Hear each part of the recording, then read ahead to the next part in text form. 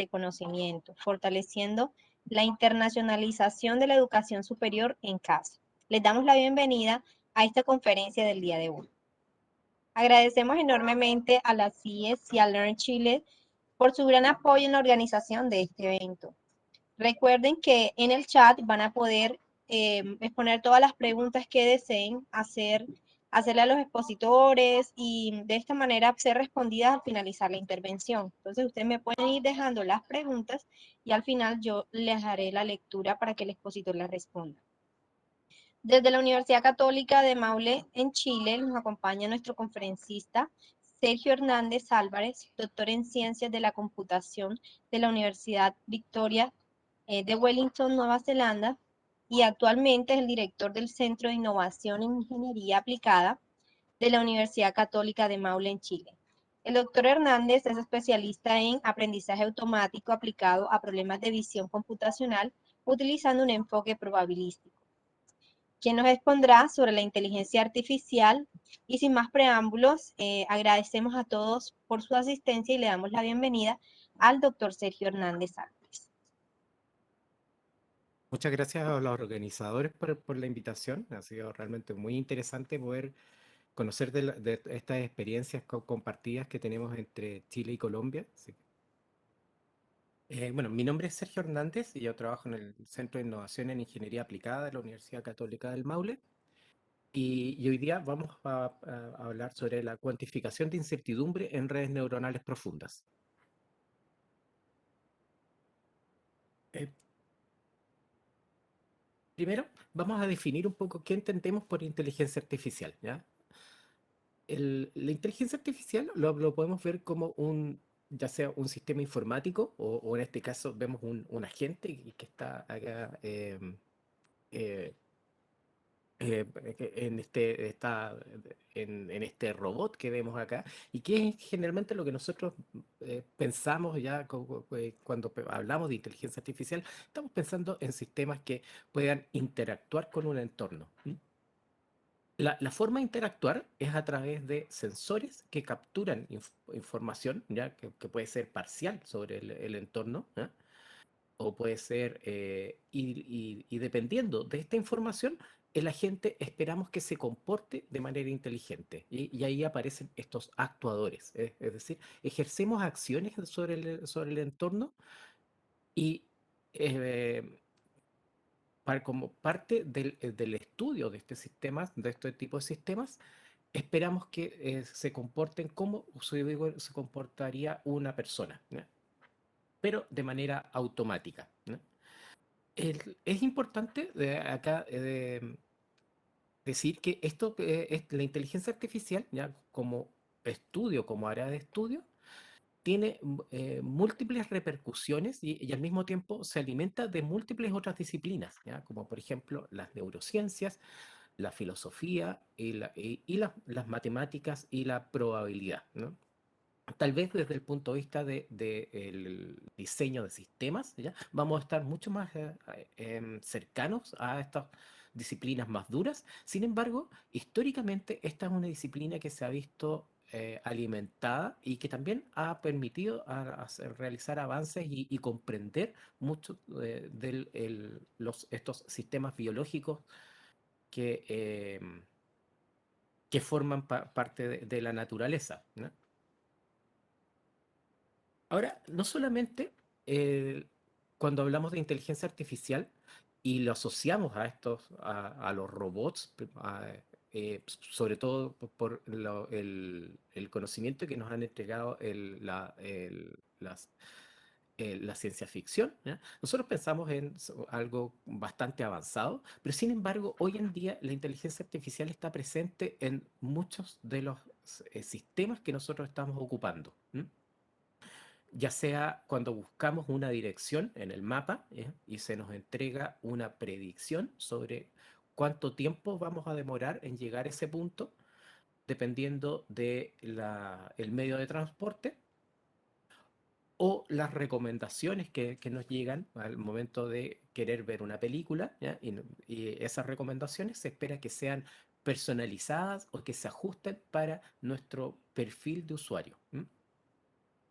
Todos estos sistemas que están realizando predicciones utilizan algún tipo de inteligencia artificial para poder eh, mejorar el desempeño de estas predicciones, y utilizan datos históricos, no solamente de nuestro propio uso de los sistemas, sino que también de muchos usuarios que tienen este mismo tipo de necesidades, ¿ya?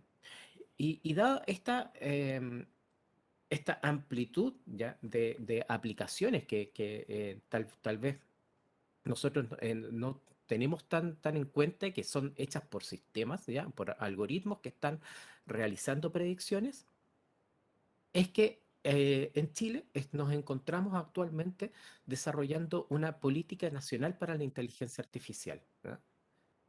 Es principalmente porque esperamos que este tipo de sistemas se hagan cada vez más presentes en nuestra vida diaria, y por lo tanto necesitamos definir los lineamientos estratégicos que va a seguir el país en esta materia durante los próximos 10 años, ¿ya? Es decir, no solamente queremos ser usuarios de los sistemas, ¿ya? De mapas, recomendaciones, y así podemos seguir enumerando distintas aplicaciones, ¿ya? Desde cuando sacamos una foto con nuestro celular y la foto se adapta para el tipo de objeto que nosotros estamos tratando de capturar. Y así podemos seguir enumerando múltiples aplicaciones, pero sin embargo, el, eh, al desarrollar una estrategia, ¿ya? O una política nacional, lo que esperamos es no solamente poder ser usuarios, sino que es hacernos parte de esta nueva revolución industrial, nueva revolución tecnológica que potencialmente podría cambiar la forma en que realizamos nuestros trabajos actualmente, la forma en que nos movilizamos, y esperamos que efectivamente también podamos dar respuesta a estos grandes desafíos como el cambio climático y como la escasez de agua, y así los desafíos de desigualdad también que tenemos muy presentes no solamente acá en Chile, sino que tal vez en muchos países que están en desarrollo. Y así podríamos potencialmente hacernos cargos, utilizando estas herramientas tecnológicas, de estos desafíos. Para esto, en esta política nacional de inteligencia artificial que se está actualmente elaborando acá en Chile, se han definido tres áreas distintas que se espera que contribuyan al desarrollo de la inteligencia artificial en Chile. Primero, se definen cuáles son los factores habilitantes para el desarrollo de la inteligencia artificial. Acá, en los factores habilitantes, vemos, por ejemplo, la disponibilidad de datos, ¿ya? Y acá podemos ver que tenemos un primer problema en Chile, y tal vez también a nivel latinoamericano, ¿ya? Que es la falta de datos abiertos que estén disponibles para el entrenamiento y ajuste de nuestros modelos. Esta falta de datos abiertos y transparentes, ¿no? Hace que sea muy difícil poder crear sistemas que estén adaptados específicamente a nuestro entorno, ¿ya? Como habíamos visto recién en la definición de inteligencia artificial, el agente actúa siempre en un entorno específico, ¿no? Y por lo tanto esperamos que los sistemas que desarrollemos se adapten a ese entorno, ¿ya? Si no tenemos datos que sean abiertos y de calidad, significa que estamos un paso atrás de los países más industrializados que eh, cuentan no solamente con mayor cantidad y calidad de datos, sino que también cuentan con una infraestructura que soporta em, toda esta gobernanza de datos, ya que esperamos que eh, en este caso se conviertan en un factor habilitante para el desarrollo de la inteligencia artificial. El compartir datos no es simple, ¿ya? Por ejemplo, si pensamos en datos médicos, tenemos una serie de limitantes para compartir datos que son privados, pero que esperamos dejar para el uso público de el desarrollo de investigaciones médicas basadas en inteligencia artificial. Y así podríamos ir enumerando una serie de dificultades al momento de compartir datos que sean usados por otras personas, ¿ya?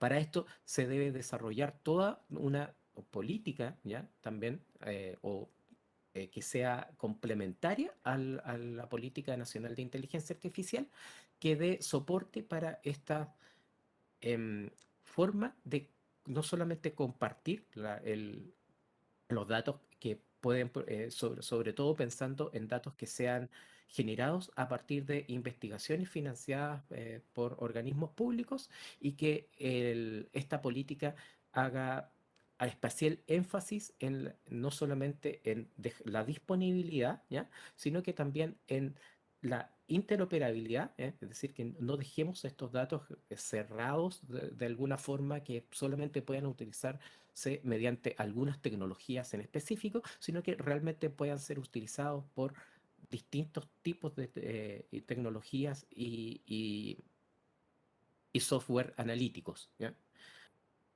Es decir, necesitamos interoperabilidad para transparencia, es decir, cómo fueron generados los datos. Necesitamos conocer si es que en específico existe, para al momento de generar esos datos existió una metodología, ¿ya? ¿Ya? Que pueda ser replicable y que garantice que nuestros datos no tienen algún tipo de sesgo.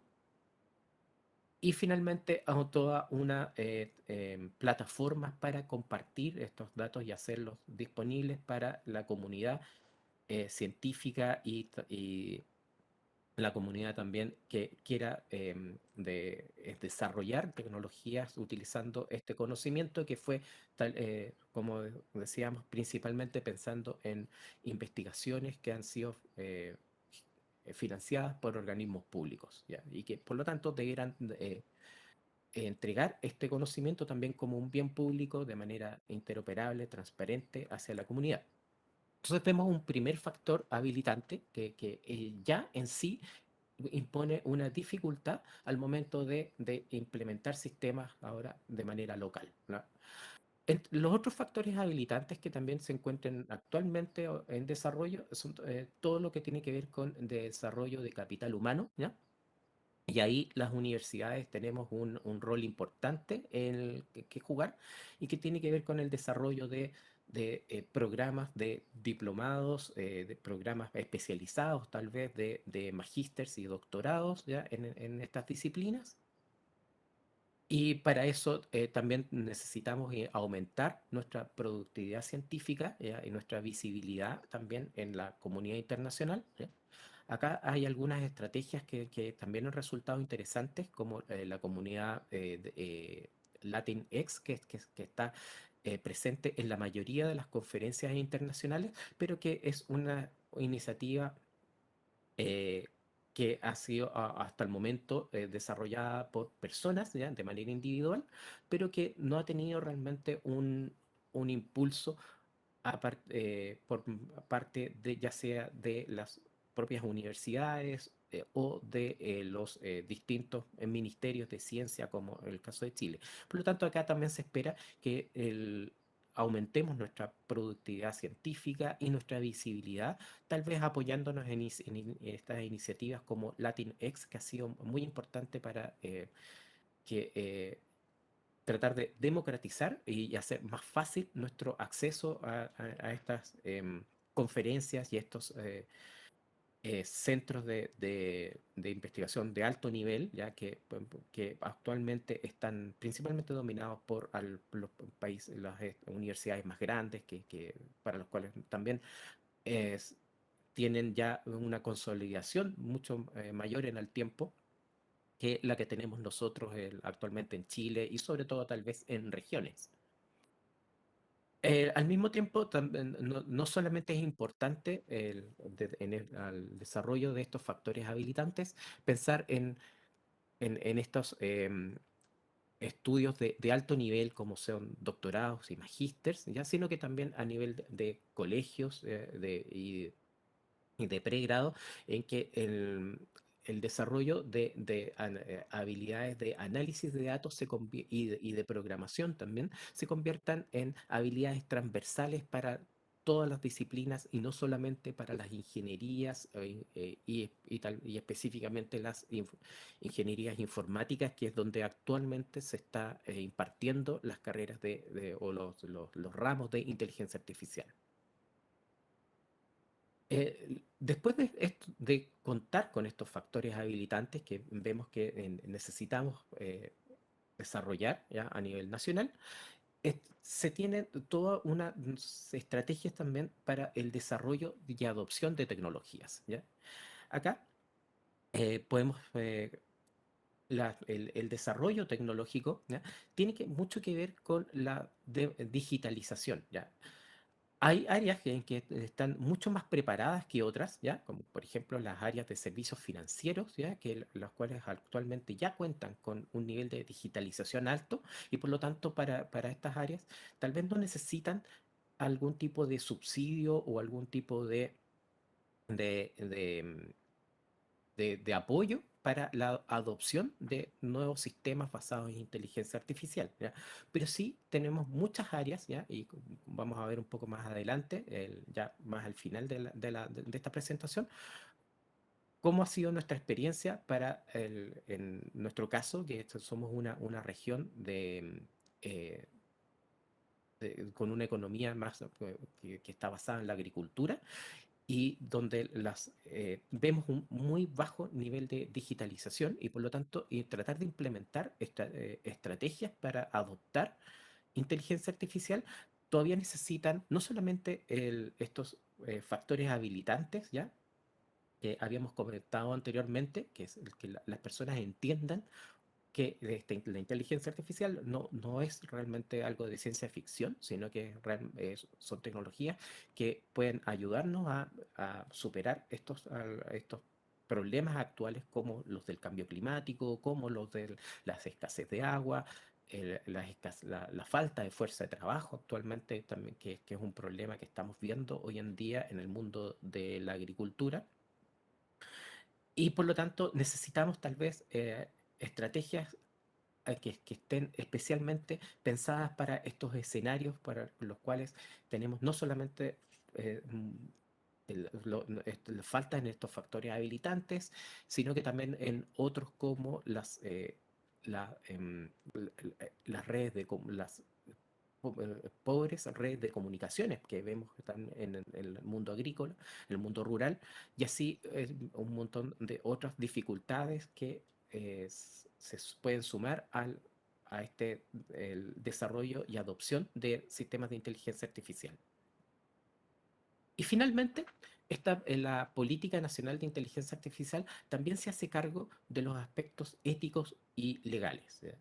Esto es importante porque si bien nosotros, por una parte, acá en Chile vemos la falta de mano de obra que trabaje en el sector agrícola, pero sin embargo, esa mano de obras todavía está siendo llevada por personas que podrían perder sus trabajos en el caso de crear nuevo o de adoptar o desarrollar nuevos sistemas para el mundo para este sector, ¿ya?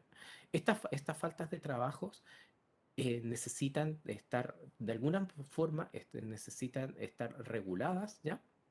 Dado que tal vez este desarrollo de adopción tal vez podría beneficiar a las empresas más grandes, ¿ya? Que tienen mayor capacidad de hacer esta transformación digital, ¿ya? Y por lo tanto en desmedro de las empresas más pequeñas que tienen menor capacidad de hacer esta adopción. Por lo tanto, en estos aspectos legales nos debemos hacer cargo de ese tipo de desigualdades que podría introducir esta tecnología y al mismo tiempo los aspectos éticos como decíamos también cuando hablamos de del cómo necesidad de contar con datos que sean abiertos y transparentes e interoperables, pero que al mismo tiempo pueden ser sensibles, sobre todo en algunos, pensando en los datos médicos, por ejemplo, que si bien nos pueden servir para avanzar en el desarrollo de sistemas, sí podríamos estar poniendo en juego la privacidad de los usuarios, ¿ya? Por lo tanto, todos estos aspectos éticos necesitan estar también regulados y necesitan ser comprendidos al momento de implementar estrategias para los datos abiertos y el desarrollo y adopción de tecnologías utilizando estos datos. Ahora, entrando un poco más en detalle de lo que esta presentación, ¿ya? Em, el, podemos pensar en la inteligencia artificial como un gran paradigma, ¿ya? Donde estos agentes perciben el entorno y realizan acciones de forma inteligente. Sin embargo, para realizar acciones de forma inteligente, ¿ya? Los sistemas necesitan primero entrenarse, ¿ya? O necesitan, a partir de estos datos, ¿ya? Históricos, necesitamos crear sistemas que puedan aprender de estos datos. Y esto es lo que conocemos como aprendizaje automático o machine learning, ¿ya? Esta metodología, ¿ya? Lo que pretende es crear modelos, ¿ya? Que puedan estar generalmente aprender de estos datos. Sin embargo, los sistemas tradicionales, ¿ya? De aprendizaje automático utilizaban representaciones que eran específicas para el problema, ¿ya? Por ejemplo, si nosotros queríamos hace 20 años atrás, ¿ya? Crear un sistema de aprendizaje automático para reconocer caras, primero teníamos que transformar una foto, ¿ya? Que contenga una cara en una representación que sea adecuada para finalmente para que el modelo pueda aprender. Por lo tanto, había mucho del conocimiento específico del problema, es decir, había gente que se dedicaba específicamente para tratar de determinar cuáles eran las mejores representaciones para este problema en específico y obviamente fallaban si es que cambiábamos algunas condiciones, como por ejemplo las condiciones de iluminación. Había descriptores que eran más robustos o menos robustos que otros y finalmente también fallaban con cambios pequeños, como por ejemplo pequeñas rotaciones de las caras. Los sistemas no eran capaces de poder aprender desde estas a partir de ejemplos etiquetados en base a estas representaciones que eran hechas específicas para el problema. Y es por eso que a partir del año 2010, ya relativamente en adelante, ¿ya? Se empieza a hablar del aprendizaje profundo, ¿ya? El aprendizaje profundo es un subconjunto del aprendizaje automático que utiliza múltiples capas de procesamiento, ¿ya? Es por eso que generalmente estamos pensando en redes neuronales que estén organizadas de manera jerárquica y donde podamos hacer este, implementar múltiples de estas capas y que finalmente logren extraer estas representaciones. Es decir, a diferencia de los sistemas de aprendizaje automático tradicionales, ¿ya? Ahora nosotros esperamos aprender las representaciones que mejor eh, pueden funcionar para los distintos problemas, ¿ya?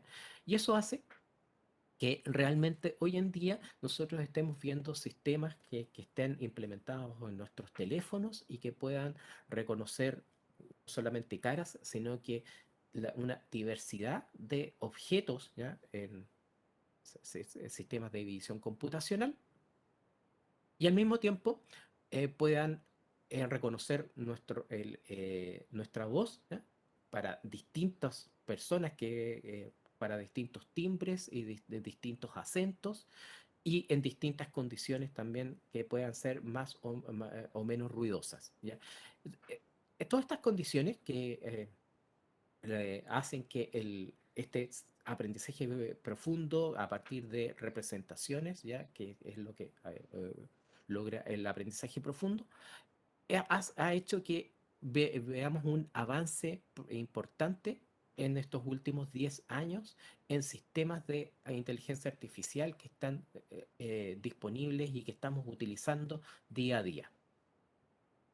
No solamente el mecanismo de aprendizaje profundo ya ha variado, sino que también en estos últimos 10 años hemos visto también un gran avance en la disponibilidad de datos, ¿ya? ¿Ya? Y principalmente tal vez por la recolección de datos que hemos podido hacer a través de Internet, ¿ya? Como una gran base de datos ya que no estaba disponible tal vez hace 20 años atrás, ¿ya? Y también el poder de cómputo que tenemos hoy en día, que también supera en varios órdenes de magnitud el poder de cómputo que teníamos 20 años atrás. Por lo tanto, esta conjunción ya de grandes bases de datos y un esquema eh, que utiliza múltiples capas de procesamiento y que finalmente logra extraer estas representaciones y el poder de cómputo, ha hecho que efectivamente hoy en día tengamos estos sistemas de inteligencia artificial modernos haciendo recomendaciones y actuando de manera transparente para nosotros pues, sobre y ayudándonos a nuestras distintas tareas en la vida diaria.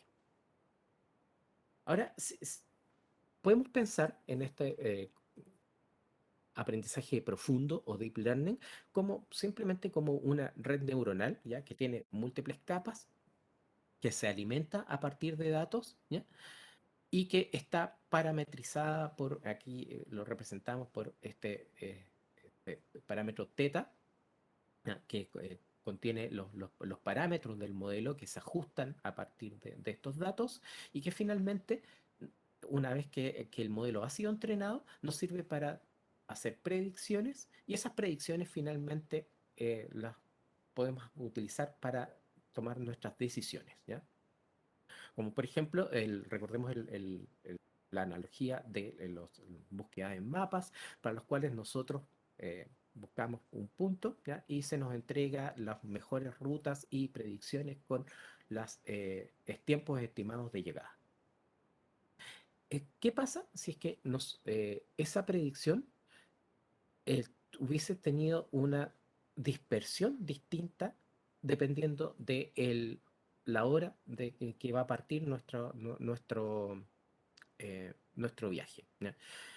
Si vemos acá a la izquierda, tenemos un modelo simple, ya que un modelo de regresión lineal entrenado por estos puntos que no son los círculos, y lo que se nos entrega como predicción es la media de esta regresión lineal, ¿ya? Es simplemente una recta que lo que nos muestra es que a medida que avanza en el eje X, tenemos este tiempo, por ejemplo, podría ir aumentando. Pero sin embargo, si se fijan en la dispersión de los datos de entrada, no es uniforme a lo largo del eje X, ¿ya?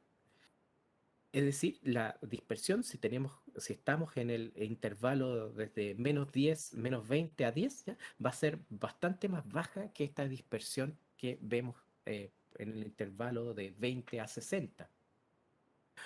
Por lo tanto, si nosotros entregamos una predicción, ¿ya? ¿Ya? Solamente en base a la media, en, su- por ejemplo, en este nuevo horario, ya hacemos el viaje, si hacemos el viaje a las 6 de la mañana, la dispersión de nuestra predicción va a ser distinta si lo hacemos a las 6 de la tarde.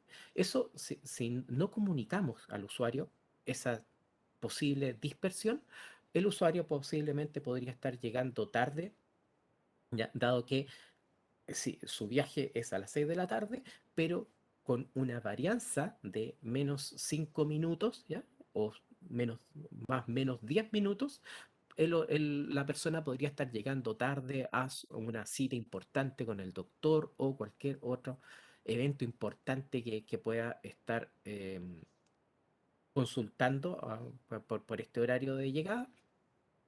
Y esto porque no informamos al usuario de la dispersión, que en este caso es un parte del ruido inherente de los propios datos, ¿ya?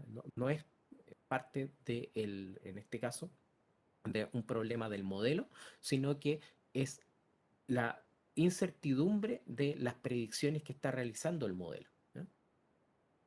Es por eso que nosotros que consideramos en nuestra metodología, consideramos no solamente la comunicación de esta incertidumbre, sino que también la incertidumbre propia también del modelo. Estos dos tipos de incertidumbre se han llamado en la literatura como la incertidumbre aleatoria, que es esta incertidumbre que es propia de los datos mismos que estamos observando y que en este caso no es uniforme, sobre todo para las distintas predicciones que nosotros queramos hacer, sino que también podríamos considerar una incertidumbre que se dice epistémica, ¿ya? Para la cual nosotros vamos a asumir que nuestro modelo en sí mismo podría ser no el único modelo que está que explica los datos, sino que podríamos considerar un ensamble de distintos modelos que también dan respuesta a los datos y por lo tanto generan no solamente distintas respuestas, sino que también distintas cuantificaciones para esta incertidumbre aleatoria. El campo, que se conoce como el aprendizaje profundo bayesiano, difiere un poco del aprendizaje profundo tradicional, ¿ya? En el aprendizaje profundo tradicional, ¿ya? nos- el- n- los modelos se pueden entrenar con grandes cantidades de datos, es decir, están pensados para este caso de uso, y al mismo tiempo utilizar estos aceleradores como las GPUs o TPUs, que son aceleradores específicos de Google para el aprendizaje de redes neuronales profundas, pero no así este modelo del tipo más bayesiano, ya que utilizamos para cuantificar la incertidumbre. Lo mismo pasa con los, los modelos que vamos a llamar modelos complejos, ¿ya? Que van a diferir un poco de este modelo simple que vimos al principio, que era una regresión lineal, y sobre todo pensando en casos como el análisis de imágenes, videos y audio, los cuales necesitan arquitecturas, ¿ya? Que sean específicas también para ese tipo de datos, ¿ya? Para las imágenes, generalmente vamos a utilizar redes neuronales convolucionales, ¿ya? Para el texto, vamos a utilizar modelos que se conocen como incrustaciones, ¿ya? Y más actualmente modelos que se conocen como transformadores. Y para las secuencias en videos y también series de tiempo, vamos a utilizar redes neuronales recurrentes también que toman en cuenta esta estructura, ya sea en dos dimensiones como las imágenes o en tres dimensiones como el video o el audio. El, Establecer ahora incertidumbre sobre los parámetros de estos modelos también es más complejo que en el caso del aprendizaje profundo tradicional, dado que principalmente porque en el aprendizaje profundo nosotros estamos pensando en un entrenamiento que finalmente después de muchas iteraciones terminamos con una estimación puntual y versus este aprendizaje profundo bayesiano, para el cual nosotros tenemos una distribución de probabilidad sobre el modelo, ¿no? Por lo tanto, lo podemos hacer para estos modelos simples, como estas regresiones lineales, pero se hace cada vez más complejo cuando tenemos modelos complejos, como estos convoluciones o estas transformaciones que hoy en día se están aplicando para el texto.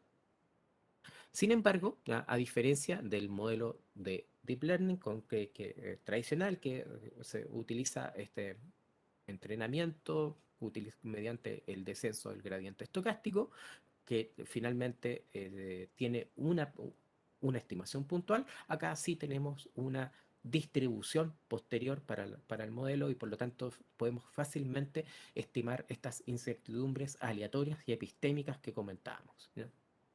Los métodos ahora que vamos a utilizar son los métodos que se conocen como de inferencia variacional, algunos métodos específicos que se han desarrollado, como Monte Carlo Dropout, y en especial la familia de métodos que en particular nosotros utilizamos acá en nuestro centro, que es los métodos de Monte Carlo, de cadenas de Markov de Monte Carlo. Como por ejemplo, acá en este trabajo se propone un método para combinar el modelo que se conoce como dropout, que es efectivamente una técnica de regularización que es ampliamente usada en redes neuronales profundas. Sin embargo, en una propuesta anterior, los autores proponen que introducir esta técnica de regularización que simplemente borra algunas de las entradas de una red neuronal de manera aleatoria, pero se hace generalmente en etapa de entrenamiento, y los autores lo que hacen es incluirlo no solamente en entrenamiento, sino que también en test. Acá nosotros lo introdujimos como parte de un método de Monte Carlo, de estas cadenas de Markov, y lo que logramos ver es que la estimación con esta nueva técnica produce mejoras en la estimación de la incertidumbre predictiva. Y acá lo podemos ver de manera cualitativa, ¿ya? Como por ejemplo hay algunos modelos, ¿ya? Como por ejemplo los modelos más clásicos de Monte Carlo, como el modelo de hamiltoniano con gradientes estocásticos, y el modelo de Langevin con gradientes estocásticos, que son los primeros dos que están en las dos columnas. Al ser entrenados, ¿ya? De manera tradicional, aún así producen errores, como por ejemplo en la primera imagen que este es un conjunto de datos para predicciones de edades a partir de imágenes. Vemos una niña que aparece como su clase verdadera, es un rango de edad que está en menor a 5 años, pero aparece asociada con la clase uno, es decir, personas mayores que 5 años. ¿Sí? Y vemos una alta confianza en estas muestras, ya utilizando estos métodos de cadenas de Markov en esta clase uno. Y vemos que esa confianza empieza a decaer cuando utilizamos esta nueva técnica de incluir esta técnica de dropout dentro de las cadenas de Markov. Y esa reducción de la certidumbre, ¿ya? O esa reducción de la confianza implica que al utilizar nuestra red neuronal, nosotros ahora, y comunicar finalmente esa decisión al siguiente sistema o al siguiente usuario que es el que toma la decisión, no debiese ser tan fácil equivocarse como en este caso el usuario, a esta niña era de la clase cero, y utilizando los métodos tradicionales, con alta confianza se predice que es de la clase uno, y finalmente nosotros al introducir esta técnica de dropout, lo que hacemos es reducir la confianza y comunicarla al tomador de decisión, y el tomador de decisión decide si es que efectivamente realiza o no realiza una predicción. Es decir, nos podemos abstener simplemente de realizar una predicción. Eso, por ejemplo, en diagnósticos médicos, ¿ya? Tiene amplias repercusiones, o, por ejemplo, también en sistemas de eh, reconocimiento de enfermedades de plantas, por ejemplo, sobre los cuales también hemos trabajado. podríamos potencialmente, si nosotros hacemos una recomendación de que una planta en particular o un campo está infectado con, con cierta enfermedad, nosotros podríamos hacer uso de pesticidas, ¿ya? Que podrían estar dañando el cultivo. Y no solamente dañando el cultivo, sino que también dañando la salud de toda la población que vive cercana a estos cultivos, ¿ya?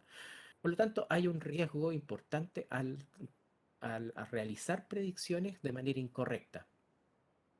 En este trabajo, lo que hicimos fue combinar dos conjuntos de datos distintos, ¿ya? Un primer conjunto de datos que tiene 38 combinaciones de distintas enfermedades de plantas y plantas para distintos frutales como manzanas, uvas y maíz, ¿m? Y con distintos tipos de enfermedades también.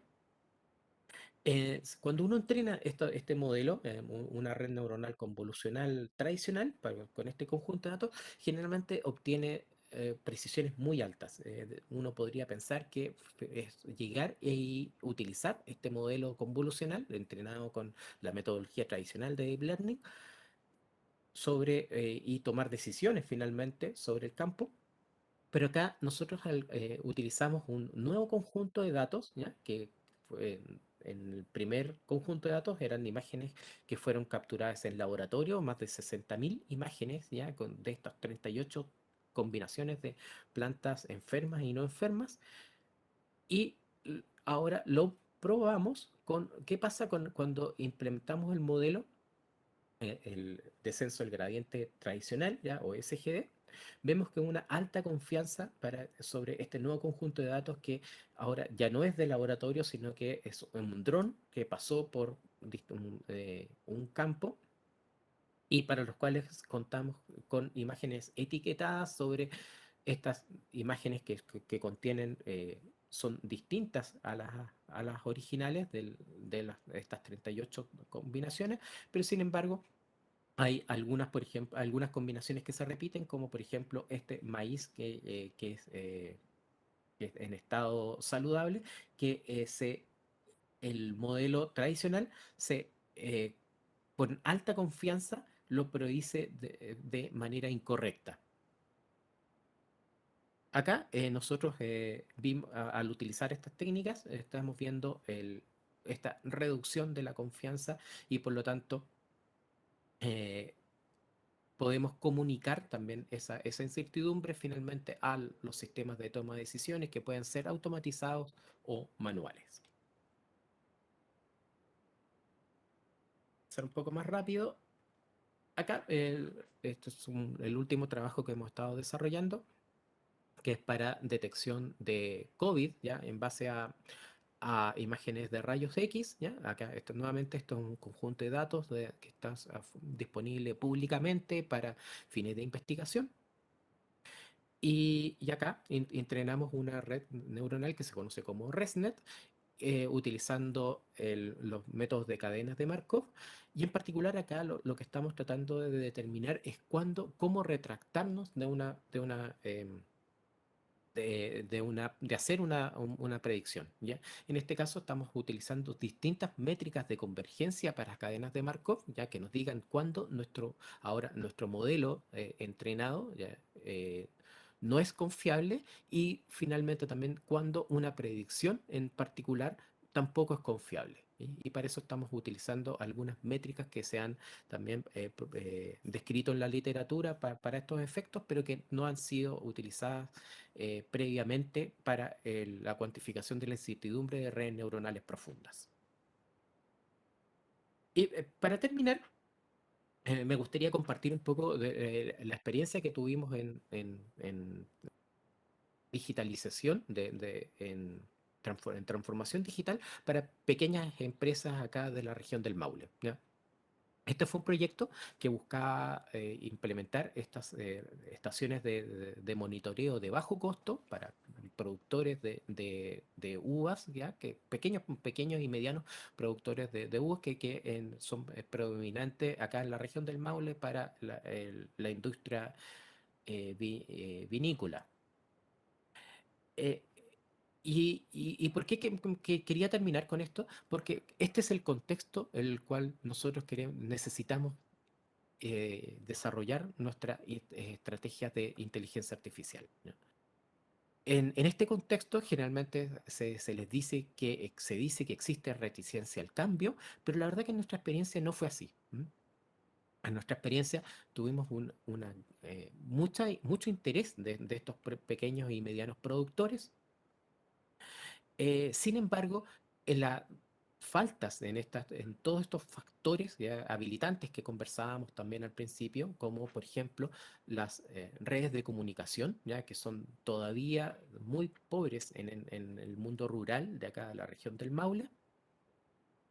eh, Aparte de problemas que no eran específicos de la tecnología, sino que, por ejemplo, caídas de la energía por 2 semanas durante la época de invierno, lo cual hace también que, aunque tengamos sistemas alimentados por paneles solares, todavía sean insuficientes para tener alguna operabilidad de manera continua en nuestros sistemas, ¿ya?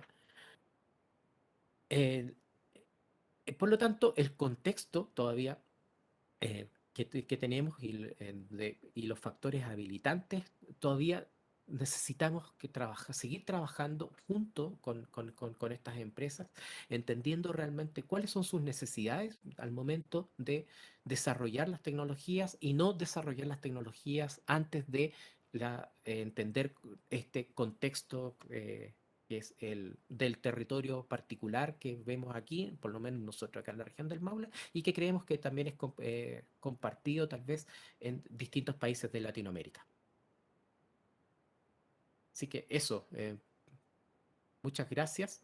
Quedo atento a las preguntas, pues no sé si me demoré mucho, que queda 10 minutos me parece para preguntas.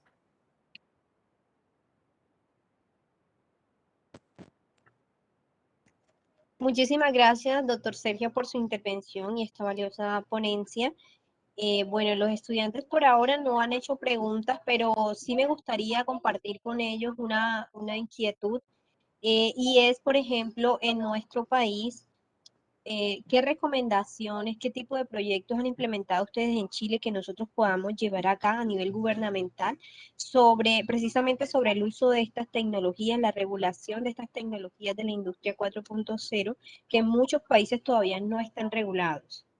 ¿Qué recomendaciones nos da para poder nosotros hacer proyectos para cambiar políticas públicas? Sí, y yo creo que lo primero es trabajar en una estrategia para los datos, ya que los datos sean abiertos, interoperables y transparentes, ¿ya?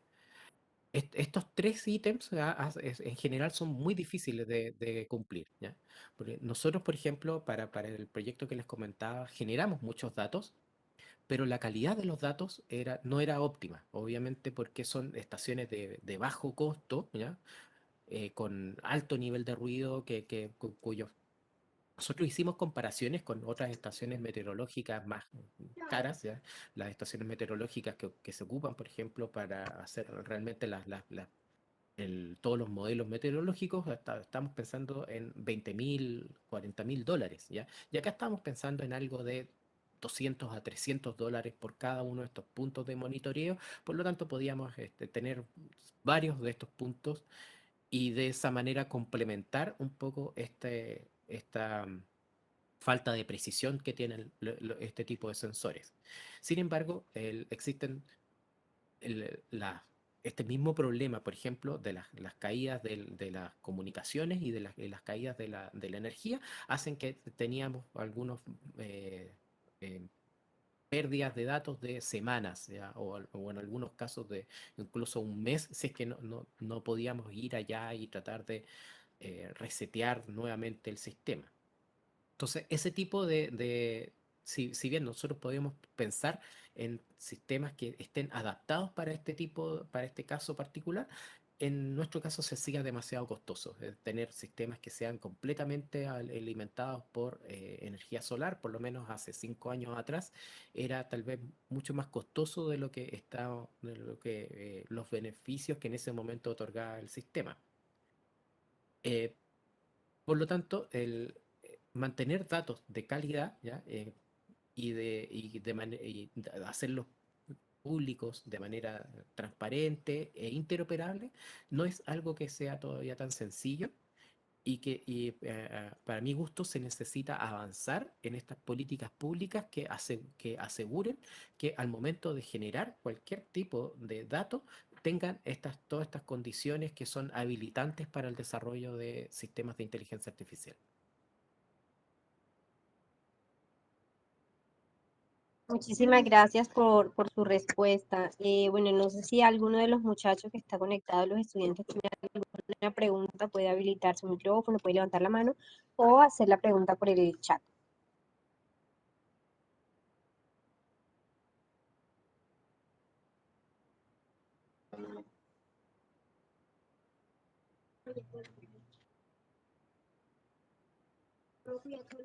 Por acá, vamos a ver.